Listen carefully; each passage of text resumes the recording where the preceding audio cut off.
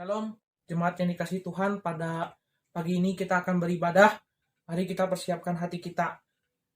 Kiranya Tuhan memberkati kita, menyertai kita, dan sukacita Tuhan tetap ada dalam diri kita.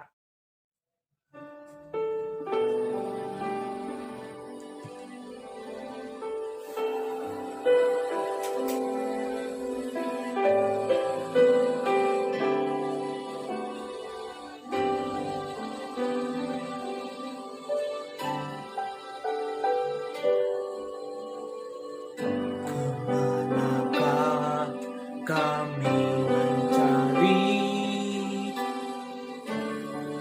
kasih sejati. Kemanakah kami berseru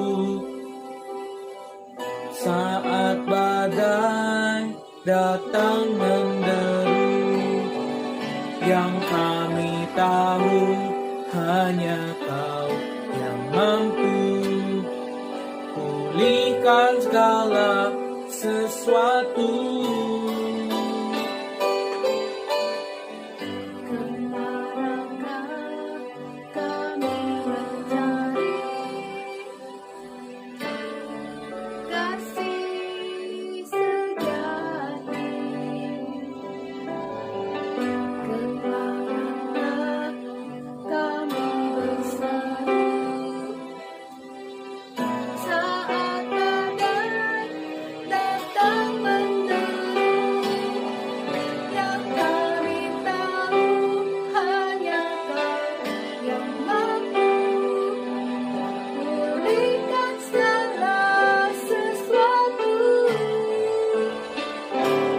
Kami perlukan keajaiban-Mu, kami butuhkan sentuhan tangan-Mu. Kami tak dapat jalan sendiri, kami perlu Kau Tuhan.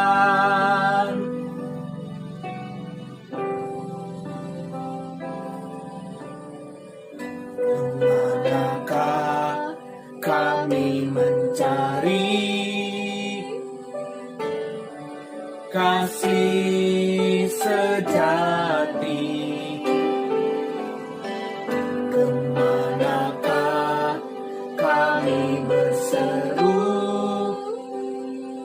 saat badai datang menderu?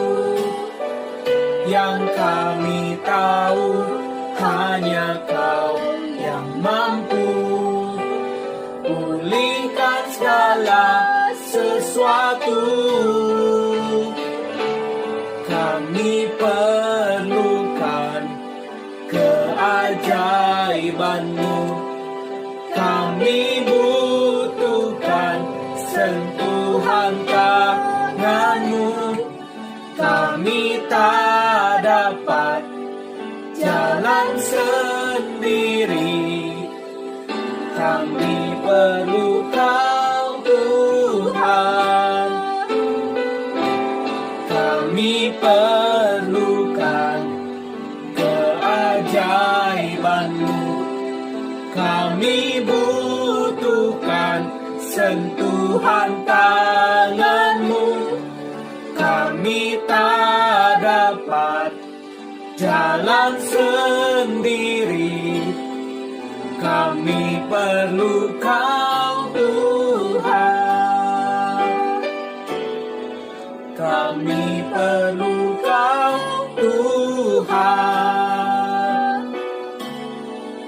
Kami perlu Kau Tuhan.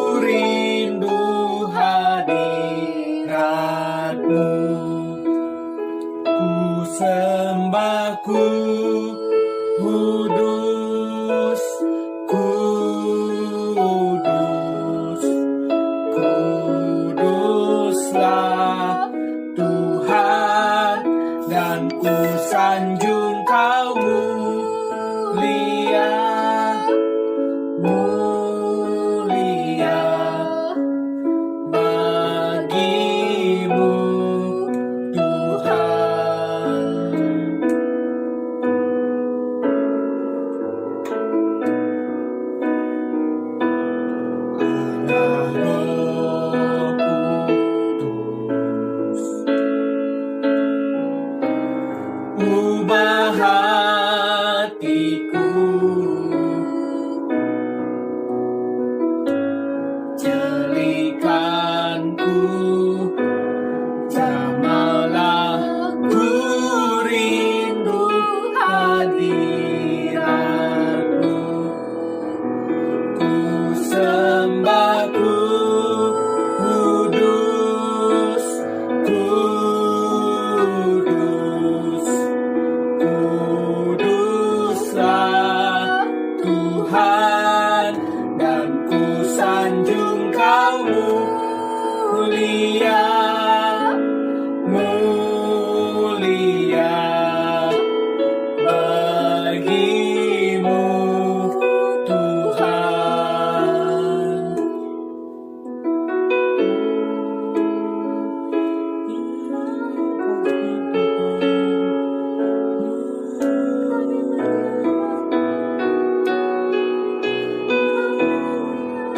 Biarlah saat ini kuasa Roh Kudus mengalir, memenuhi setiap kami, sehingga kami mampu menjadi sempurna di hadapan-Mu. Mari kita yang percaya, kita katakan sama-sama sekali lagi, ku sembah kudus, ku sembah kudus, kudus, kuduslah Tuhan, dan ku sanjung Kau mulia, mulia bagimu Tuhan. Sembah kudus, kudus, kuduslah Tuhan, dan ku sanjung Kau mulia, mulia bagimu Tuhan, bagimu Tuhan, bagimu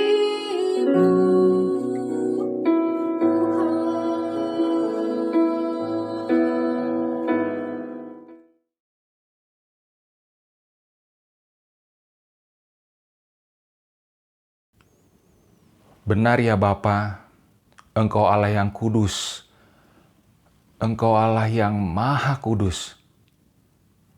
Kami yang penuh dengan dosa, penuh dengan kelemahan, kami datang Tuhan dengan kekurangan kami, dan kami menyadari betapa beruntungnya kami boleh memanggil Engkau Bapa, boleh memanggil Engkau Allah kami, boleh selalu mengundang Engkau dalam setiap kehidupan kami. Kami bersyukur buat kebaikan-Mu.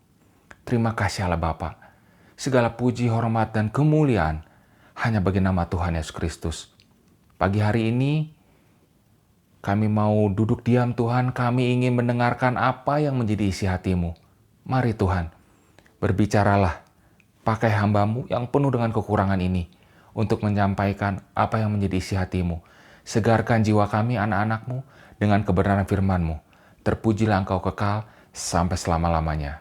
Haleluya. Amin. Shalom Bapak Ibu, selamat pagi, selamat hari Minggu. Puji Tuhan buat hari ini kita patut bersyukur. Ada hari yang baru, rahmat yang baru yang selalu Tuhan sediakan. Janjinya iya dan amin. Dia Allah yang tidak pernah meninggalkan kita. Dia Allah Immanuel. Dia selalu beserta dengan kita. Amin. Bapak Ibu Saudara sekalian, pagi hari ini saya ingin mengajak kita untuk merenungkan satu kebenaran yang masih ada korelasi, nyambung dengan khotbah saya minggu lalu. Ya, minggu lalu kita udah sama-sama berbicara tentang semangat untuk menjalani maraton kehidupan. Ya, nah dalam menjalani maraton kehidupan itu, satu faktanya adalah jalan yang kita tempuh tidak pernah mulus. Jalan yang kita tempuh selalu under construction. Selalu ada perbaikan. Ada bolong di sini, ada bolong di sana. Ada batu di sini, ada batu di sana. Ada jejeglogan. Ada polisi tidur. Nggak ada yang mulus. Ya, selalu under construction. Itu sebabnya. Dalam setiap pergumulan kita, dalam maraton kehidupan itu kita perlu Tuhan. Kita perlu Allah yang Immanuel itu dalam kehidupan kita. Namun ada hal yang mau saya ajak sama-sama kita renungkan pagi hari ini. Yaitu dalam kehidupan kita punya musuh dalam selimut. Setidaknya itu yang saya mau ajak kita sama-sama renungkan ya pagi hari ini dengan tema yang saya berikan. 3 musuh dalam selimut.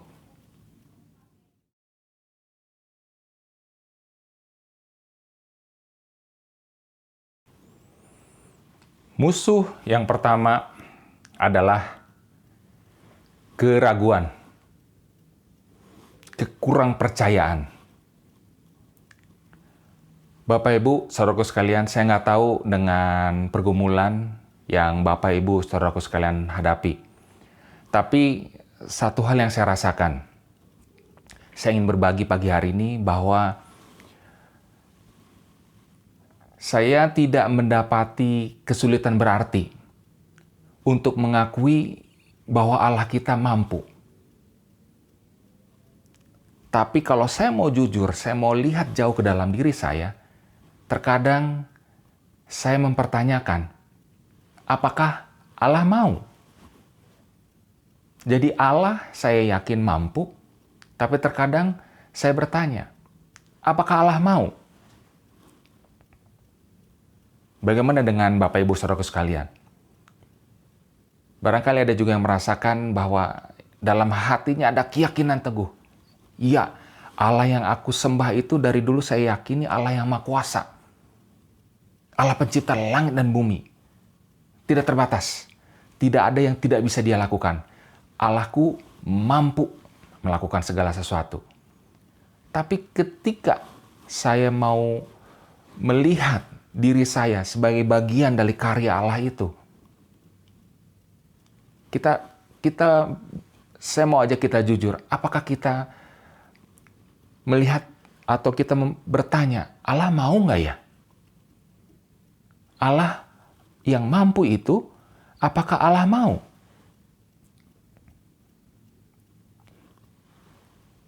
Kalau Allah mau menolong saya, Allah yang mampu, ya, Allah yang mampu itu apakah mau menolong saya? Kalau memang Allah itu mau menolong saya, kenapa keluarga saya ada yang sakit? Kenapa anak saya mengalami masalah dalam pergaulan? Kenapa tetangga saya ada yang mengalami duka? Kenapa di dalam dunia ini ada sakit penyakit, ada peperangan, ada bencana? Kenapa kalau Allah yang maha mampu itu tidak menjawab doa-doa saya? Saya mau ajak kita merenungkan dulu yang pertama. Itu musuh yang pertama. Keraguan. Ya, kita mulai meragukan. Allah itu mampu, tapi Allah itu mau nggak ya? Kita mulai ragu. Apakah Dia mau menolong saya? Buktinya banyak doa-doa saya yang tidak terjawab. Buktinya Allah mengizinkan tofan itu mengamuk, badai itu mengamuk, sehingga perahu bahtera kehidupan itu goncang, air laut mulai masuk, ya. Perahu yang kering yang aman sekarang udah mulai basah, ya. Mulai goyang, mulai goncang karena diizinkan ada badai dan tofan yang mengamuk. Ya, kita tahu kisahnya di Lukas 8 itu dibilang pada suatu ketika, ya, Yesus naik ke satu perahu bersama murid-muridnya. Ya, mereka bilang, ayo, Tuhan bilang sama mereka, ayo bertolak ke seberang. Karena begitu banyak orang yang mengikuti ya. Mereka bertolak ke seberang, lalu di perahu itu, Tuhan Yesus tertidur. Pada saat Tuhan Yesus tertidur, sekonyong-konyong dikatakan ada tofan mengamuk, ada badai, ada angin kencang.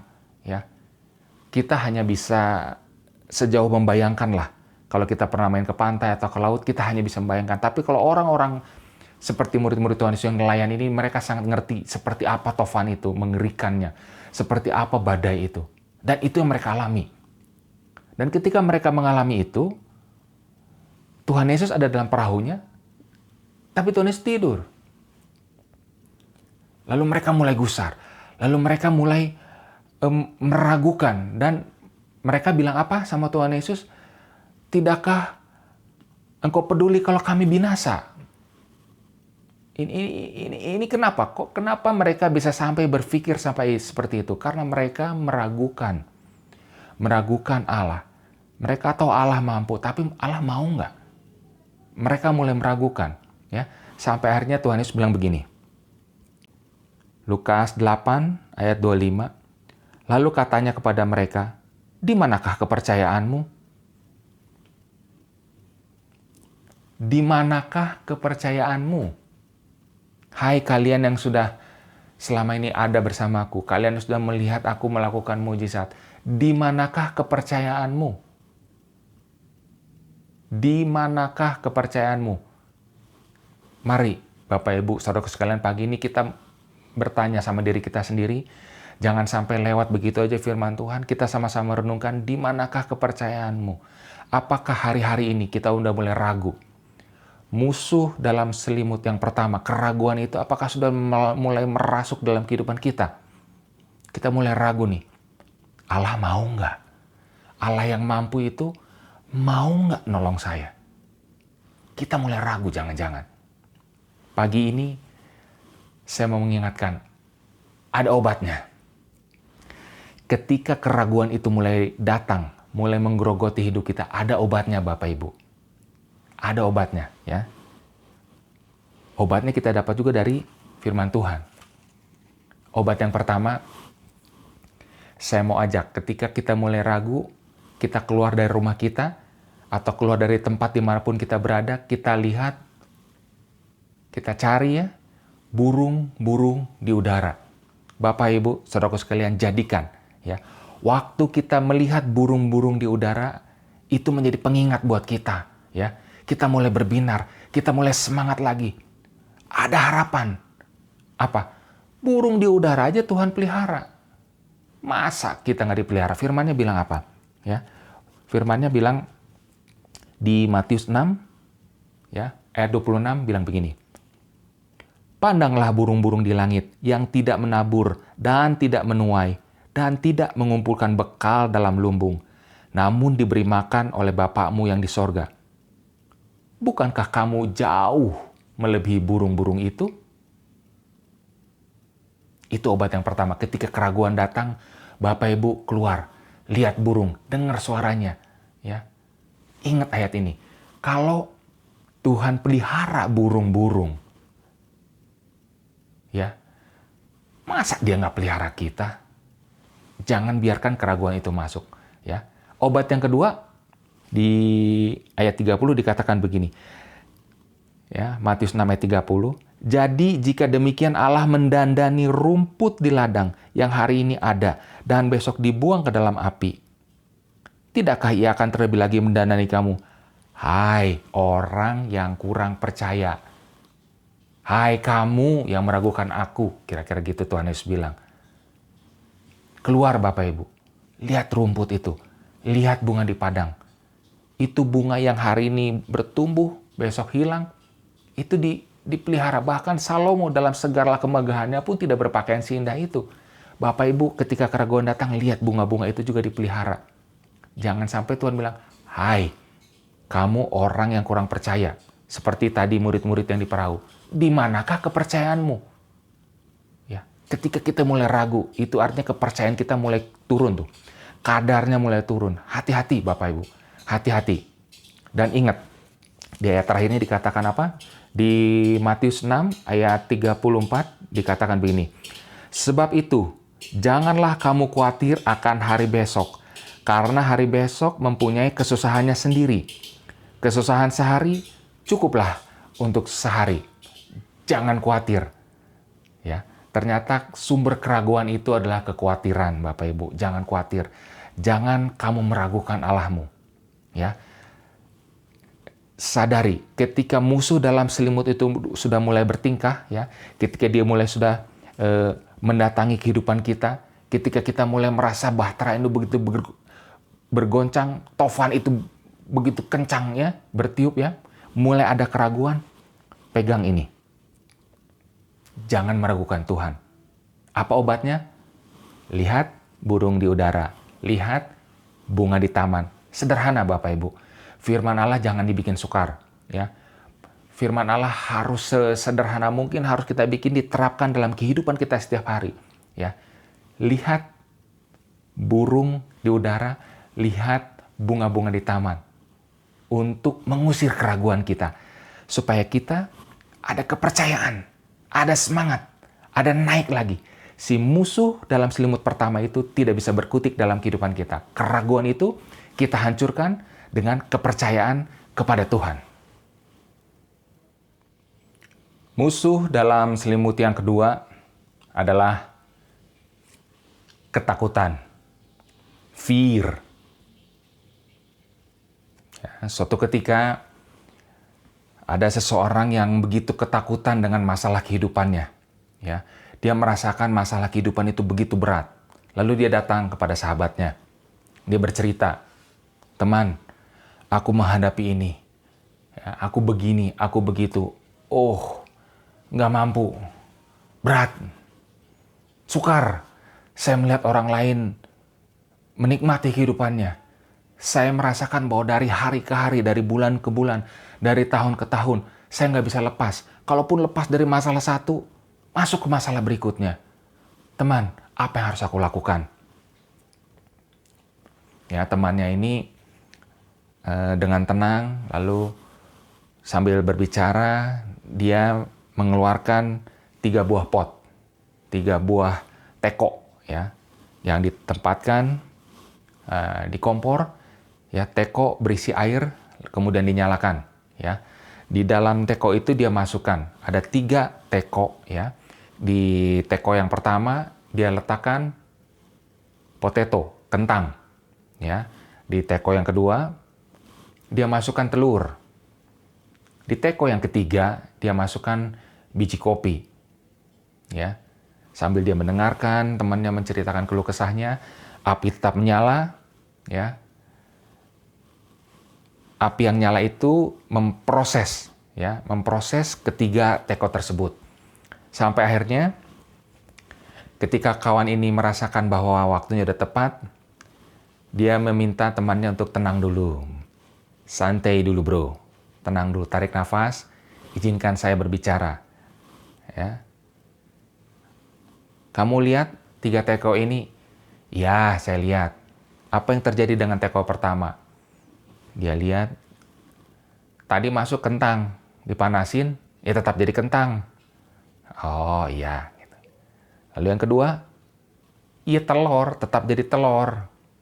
Ya, tapi kamu melihat nggak ada satu perbedaan? Ya, dia melihat bahwa ada kegelisahan dalam dirinya,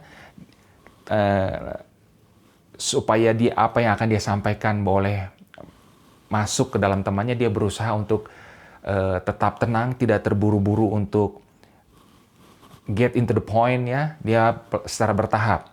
Dia menceritakan begini. Jadi kawan, lihat di teko pertama itu, yang kita masukkan tadi adalah kentang yang mentah, kentang yang keras. Ya. Setelah kita masukkan dalam air yang dipanaskan dalam beberapa waktu, kentang itu kemudian makin lembek, melunak, dan sekarang kita angkat, kita pegang, dia lembek. Tidak seperti waktu keadaan yang pertama. Apa bedanya dengan teko yang kedua? Telur yang mentah adalah bijinya itu, kulitnya itu, cangkangnya itu cukup keras untuk melindungi cairan yang ada di dalamnya. Lembek. Ya. Sebelum kita masukkan ke air, sebelum kita rebus, telur itu dalamnya lembek. Air kan. Tapi begitu kita rebus, kemudian dia mulai padat. Ini apa ceritanya? Ya, ketika kita menghadapi musuh dalam selimut yang kedua itu, ketakutan. Setiap fear yang terjadi karena pergumulan permasalahan yang kita hadapi, apakah kita jadi kentang? Ya, kentang yang ketika ketemu dengan ketakutan, ketika ketemu dengan masalah, jadi lembek, jadi ciut, jadi nggak berani apa-apa, takut, hilang semangatnya, dia jadi lembek. Itu tipe yang pertama. Atau apakah kita masuk tipe yang kedua? Yang kedua ya, seperti telur ya. Telur itu ketika mulai dimasukkan ke dalam air yang dipanaskan, dia mulai keras ya. Dia mulai mengeraskan hatinya. Dia menutup diri dari lingkungan, menutup diri dari orang luar, menutup diri dari masukan, menutup diri dari every possibility. Dari apapun kemungkinan dia bisa lebih maju, lebih berkembang, dia menutup diri. Karena takut. Dia playing safe, aman buat saya tinggal di rumah, tinggal di kamar. Ya. Ngomong-ngomong tentang playing safe, stay at home, ini saya jadi teringat, Bapak Ibu, dalam setiap kita melakukan tindakan, kita harus menemukan motivasi yang tepat. Ya, artinya apa? Seperti sekarang, ya, 3M, protokol kesehatan, salah satunya adalah stay at home, tinggal di rumah. Tapi kita harus menemukan alasan yang tepat. Kalau Bapak, Ibu, Saudaraku sekalian tinggal di rumah, tapi dengan ketakutan, saya tinggal di rumah itu bukan dengan kesadaran bahwa saya tinggal ini supaya saya aman, supaya saya tidak ketularan, dan supaya saya tidak menularkan. Saya tinggal di rumah. Dan saya mengisi tinggal di rumah itu dengan hal yang positif. Itu cocok, motivasinya tepat, tindakannya yang tepat. Tapi tindakannya tepat tinggal di rumah juga kalau motivasinya salah karena ketakutan, percuma Bu, percuma Pak. Imun juga jadi turun karena ketakutan. Jadi motivasi harus benar ya. Jangan ketakutan, jangan jadi telur itu, jangan kita mengurung diri karena alasan yang salah. Ya. Jadi keras terhadap perubahan, tapi jadi seperti teko yang ketiga Bapak Ibu. Biji kopi itu jadi apa? Begitu dilihat, biji kopi itu yang pertama kelihatan apa? Ada aroma ya, ada baunya. Dia memberikan harum ya, harum. Wah, ada bau kopi. Ya, oke, coba ambil. Dia seruput, enak ya. Segar dia rasakan kopi itu. Artinya apa? Si kopi itu ketika kentang dan telur dipengaruhi oleh air, biji kopi sebaliknya. Dia tidak dipengaruhi oleh air. Dia mempengaruhi air. Air itu dirubah jadi kopi yang harum. Kopi yang ketika diminum maknyus, mantep Pak Bu, enak. Nah itu. Jadi ketika ketakutan itu ada Bapak Ibu, coba belajar kita jadi kopi ya. Kita mau melihat kita kasih itu kesempatan kita mau membuka diri, jangan mengurung diri. Kita let God ya, kita izinkan Allah yang campur tangan, Allah yang turun tangan membentuk kita ya untuk mengalahkan ketakutan itu. Dan seperti biji kopi bisa memberkati orang lain justru. Ya. Jangan sampai ketakutan itu mengurung kita. Jangan sampai ketakutan itu membuat hati kita lembek, ciut seperti kentang, atau keras sehingga menutup diri seperti si telur, tapi harus jadi kopi yang memberkati orang lain. Tapi kalau ketakutan itu datang, ya, apa obatnya? Seperti keraguan ketika waktu datang, obatnya apa? Lihat burung di udara, ya, lihat bunga di taman. Nah, kalau ketakutan datang, obatnya apa? 2 Timotius 1 ayat 7, saya bacakan demi firman Tuhan. Sebab Allah memberikan kepada kita bukan roh ketakutan, melainkan roh yang membangkitkan kekuatan, kasih, dan ketertiban. Sekali lagi penekanan saya bacakan, 2 Timotius 1 ayat 7, sebab Allah memberikan kepada kita bukan roh ketakutan. Ini obatnya. Ketika Bapak Ibu takut, saudaraku takut akan apapun itu, langsung sadar, ini bukan dari Tuhan. Nggak perlu diragukan lagi. Nggak perlu kita bertanya ini, bertanya itu. Ketika ketakutan itu datang, aduh saya takut ini. Aduh, saya takut itu. Aduh begini, aduh begitu. Takut. Langsung tolak pikiran itu. Itu bukan dari Tuhan. Itu musuh dalam selimut. That fear isn't from God. Ya. Ketakutan itu bukan dari Tuhan. 2 Timotius 1 ayat 7 yang bilang. Ya. Bukan dari Tuhan. Bukan dari Tuhan. Tolak. Jadi ketika ketakutan itu datang, ambil obatnya, sadari. Bukan dari Tuhan. Tolak. Isi dengan hal yang lain yang bisa membuat sukacita. Ya. Menghilangkan ketakutan itu, mengalahkan musuh dalam selimut itu, sehingga dia tidak bisa berkutik dalam kehidupan kita. Kita sudah mempelajari 2 musuh dalam selimut. Ya, yang pertama keraguan. Untuk mengatasinya, lihat burung di udara, lihat bunga di taman. Musuh yang kedua, ketakutan. Untuk mengatasinya, yakini bahwa waktu takut itu datang, itu serangan si iblis. Karena bukan berasal dari Tuhan. Musuh yang ketiga apa? Kegelisahan. Kegelisahan, kegalauan, atau apapun itu judulnya. Ya. Bapak Ibu, sadarkah kita? Terlalu banyak orang yang mati karena pikirannya. Apa maksudnya ini? Maksud saya begini. Ada banyak orang yang terperangkap dengan asumsi, terperangkap dengan ilusi, terperangkap dengan bayangan-bayangan yang akan terjadi, yang mencengkeram hidupnya, mencengkeram pikirannya, menimbulkan ketakutan, padahal itu baru akan terjadi, belum terjadi. Sehingga dia tidak bisa hidup di kehidupan yang sekarang. Makanya saya bilang dia mati oleh pikirannya. Ini adalah Mr. and Mrs. What if? Ya, Tuan dan Nyonya bagaimana jika? Itu. Kita takut. Gimana kalau ternyata COVID ini berkepanjangan? Gimana kalau ternyata hari ini tidak ada makanan di meja saya? Bagaimana jika begini? Bagaimana jika begitu? Itu menimbulkan kegelisahan, ya, menimbulkan kegalauan dalam hatinya. Karena apa? Karena dia tidak hidup dalam realita, dia hidup dalam bayangan, dia hidup dalam ilusi, dia hidup dalam asumsi-asumsi yang belum terjadi. Dan ini presentasinya lebih tinggi, lebih banyak. Ya.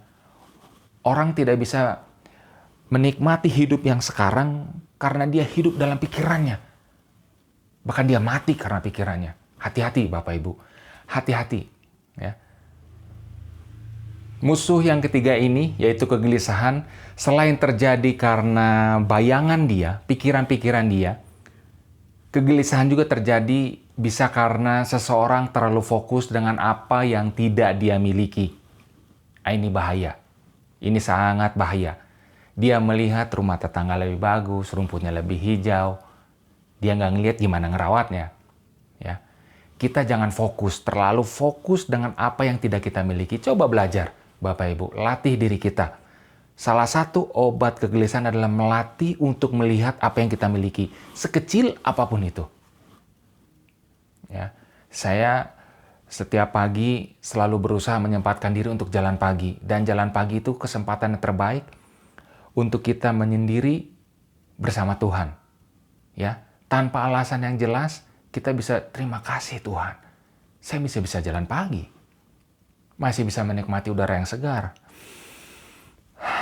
Masih bisa masuk udara ke paru-paru saya. Masih ada lingkungan yang tenang. Rumah saya nggak terlalu bagus, tapi nyaman. Tapi saya bersama keluarga bisa tinggal. Lingkungan saya bukan lingkungan yang elit. Tapi kami bersama tetangga bisa hidup rukun. Selalu ada alasan untuk melihat yang kita miliki. Nggak fokus dengan apa yang tidak kita miliki. Latih diri kita, Bapak Ibu. Usir kegelisahan itu dengan melihat apa yang kita miliki sekecil apapun itu. Ya, jangan terlalu fokus dengan apa yang tidak kita miliki. Jadi kegelisahan juga punya obat. Obatnya apa?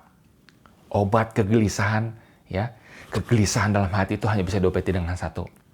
Damai sejahtera Allah. Ada 2 ayatnya, ya. Yang pertama, kita lihat di Kolose 3 ayat 15. Ya. Kolose 3 ayat 15 bilang begini. Hendaklah damai sejahtera Kristus memerintah dalam hatimu, karena untuk itulah kamu telah dipanggil menjadi satu tubuh, dan bersyukurlah. Hendaklah damai sejahtera Kristus tinggal dalam hatimu, memerintah pikiranmu. Itu yang akan mengusir kegelisahanmu. Damai sejahtera Allah. Bahkan kalau kita mau melihat, Tuhan Yesus pernah mengatakan memberikan kepada kita hadiah terhebat, ya. Yohanes 14, ya. Yohanes 14 ayat 27 bilang begini. Yohanes 14 ayat 27. Damai sejahtera kutinggalkan bagimu. Damai sejahteraku kuberikan kepadamu. Dan apa yang kuberikan tidak seperti yang diberikan oleh dunia kepadamu. Janganlah gelisah dan gentar hatimu. Nah, musuh ketiga kegelisahan itu Allah peringati, ya, jangan gelisah. Caranya apa dikatakan? Damai sejahtera kutinggalkan bagimu. Damai sejahtera udah dikasih sama Tuhan Yesus. Damai sejahtera. Tapi kenapa kita gelisah? Kenapa kita bisa kehilangan? Karena kita pakai sistem dunia. Ya, dunia bilang yang namanya bagus itu yang kulitnya putih, yang tubuhnya langsing, ya, dengan hal-hal yang gak kita miliki lah. Dan itu merusak kita, ya. Merusak pikiran kita.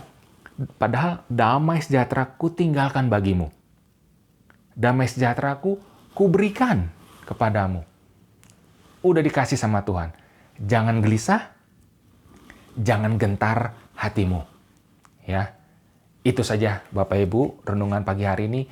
Saya berharap Roh Kudus yang memateraikan dalam hati pikiran kita, memberikan ketenangan, ya, benar-benar firman yang mendarat dengan tepat. Saya berdoa campur tangan Allah, kita bisa jadi pelaku firman. Bukan orang-orang yang pinter untuk mengumpulkan ayat, tapi jadi pelaku firman.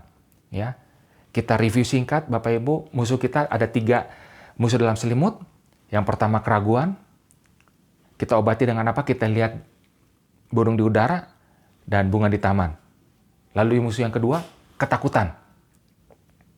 Ketakutan itu ada. Obatnya bagaimana? Sadari langsung bahwa ketakutan itu bukan berasal dari Tuhan. Ya. Lalu yang ketiga, kegelisahan. Kegelisahan itu obatnya apa? Damai sejahtera Allah. 3 musuh ini namanya musuh, ya nggak bersahabat ya. Namanya musuh. Hitam tidak bisa bersatu dengan putih. Kebaikan tidak bisa bersatu dengan kejahatan. Allah bermusuhan sama iblis. Ya. 3 musuh tadi itu adalah kejahatan. Dan firman Tuhan bilang apa? Ini ayat yang terakhir. Ayat yang penutup. Roma 12 ayat 21. Ayat yang familiar buat kita. Bapak Ibu pasti sudah sering mendengar. Roma 12 ayat 21. Dia bilang apa? Janganlah kamu kalah terhadap kejahatan, tetapi kalahkanlah kejahatan dengan kebaikan. Jangan kalah terhadap kejahatan, jangan kalah dengan 3 musuh dalam selimut ini, tapi kalahkanlah kejahatan dengan kebaikan. Kalahkanlah keraguanmu, kalahkanlah ketakutanmu, kalahkanlah kegelisahanmu. Ya, dalam maraton kehidupan kita ini, pegang firman Tuhan, yang ya dan amin, supaya kita bisa menang. Supaya kita bisa finish well. Kita punya kehidupan yang memuliakan Tuhan. Mari kita berdoa. Tuhan Yesus Allah Bapa yang baik, kuatkan kami untuk menjalani maraton kehidupan ini untuk kemuliaan-Mu. Kami berdoa Roh Kudus-Mu itu yang menolong kami untuk mengatasi musuh ini. Mengatasi kegelisahan kami, mengatasi ketakutan kami, mengatasi keraguan kami. Kami percaya Engkau Allah yang baik, Engkau Allah yang hidup, Engkau Allah yang selalu menyertai langkah-langkah kehidupan kami. Mari Bapak Ibu Saudaraku sekalian terimalah berkat Tuhan.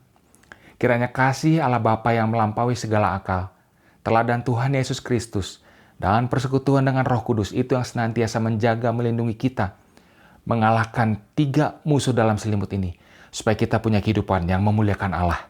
Kita yang percaya kita katakan, amin. Selamat hari Minggu, Bapak Ibu Saudara sekalian. Tuhan Yesus dimuliakan.